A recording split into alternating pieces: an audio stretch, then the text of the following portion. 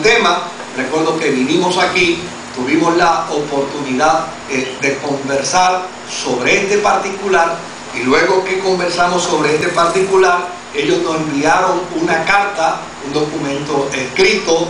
Luego enviamos una comisión de la iglesia que se reunió con ellos. Nos hicieron a la Junta y al cuerpo pastoral una serie de recomendaciones. Luego volvimos nuevamente aquí a reunirnos con toda la iglesia en pleno. Y lo que es interesante es que estos queridos hermanos y hermanas, en todo el proceso, lo único que nos hacían era una sola petición.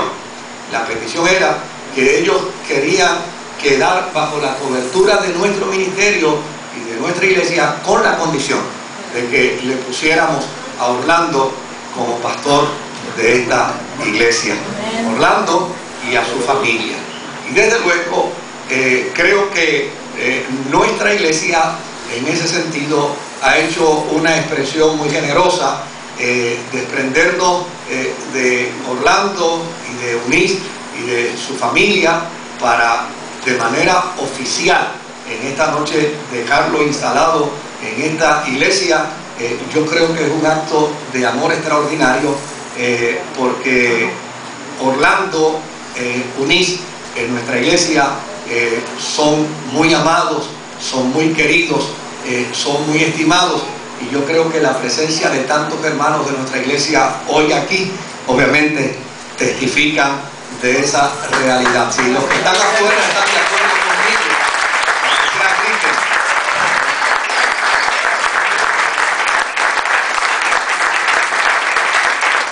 por el otro lado, el recibir la nota de otros queridos hermanos de nuestra congregación que a su vez amando a Orlando y a Eunice y queriéndose unir con ellos al trabajo de la iglesia y de la tarea que hacen, pues obviamente eventualmente se fueron acercándonos para hacernos saber que también querían venir y dar su apoyo y dar su concurso. En el caso que estoy hablando, en el caso de Sammy y de Ibelí, su esposa, en el caso de Julio, su esposa que está por aquí, en el caso de César y de todos estos queridos hermanos y hermanas que también han querido dar su apoyo, han querido dar su aportación y han querido de alguna manera solidarizarse con la iglesia de los puertos. Eso a nosotros nos llena de mucha satisfacción, nos llena de mucha alegría. Y yo estoy seguro que muchos de los que hoy aprendieron la ruta, de vez en cuando pasarán por acá para compartir con ustedes. Y como me recomendara un miembro de la Junta de nuestra iglesia, me decía: pastor, yo creo que debemos añadir que la Junta de Oficiales no solamente debe visitar la iglesia de los puertos, debe visitar también la iglesia de Manatí, debe visitar la iglesia de Carolina, debe visitar la iglesia de Bayamón, y obviamente eso lo vamos a implantar para que de esta manera podamos no solamente cantar el coro Somos Uno, sino que podamos afirmar que somos uno en el cuerpo de Jesucristo.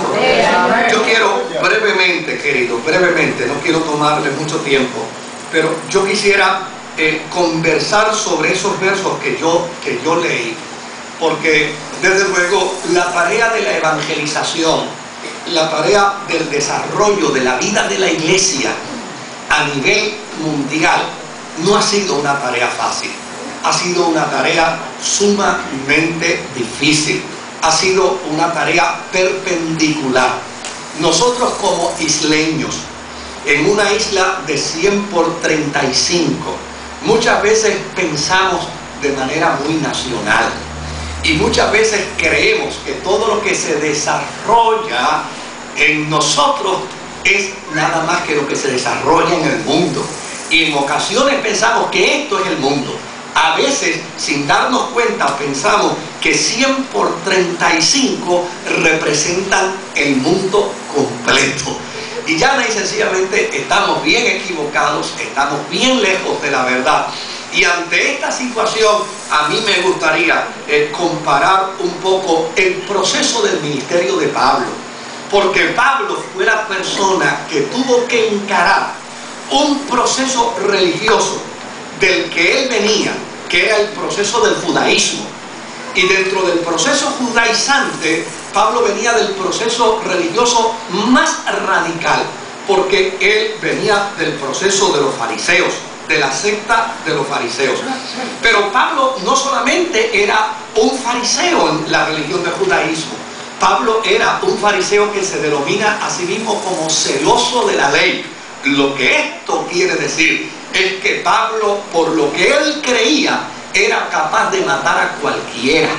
Y no solamente fue capaz, sino que lo hizo. O sea, en Pablo no solamente está la expresión de que por lo que yo creo yo mato a cualquiera, no. Pablo mató a gente por lo que él creía. Ahora, note bien que al apóstol San Pablo el Espíritu Santo lo llama y lo comisiona precisamente para convertirlo en apóstol de una iglesia que todavía no existe, para convertirlo en apóstol de una iglesia que todavía no está plasmada sobre la historia de la vida religiosa. Ahora, lo que es interesante es que nos podamos preguntar, ¿sabría Pablo de qué iglesia le estaba hablando el Espíritu Santo cuando lo llamó? De seguro no.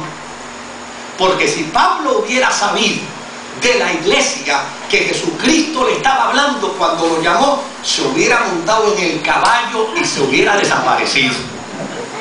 Porque realmente la iglesia que Pablo comenzó a desarrollar y a levantar era una iglesia multinacional, era una iglesia multilingüal, es decir, de muchos idiomas, era una iglesia multicultural y era una iglesia multireligiosa.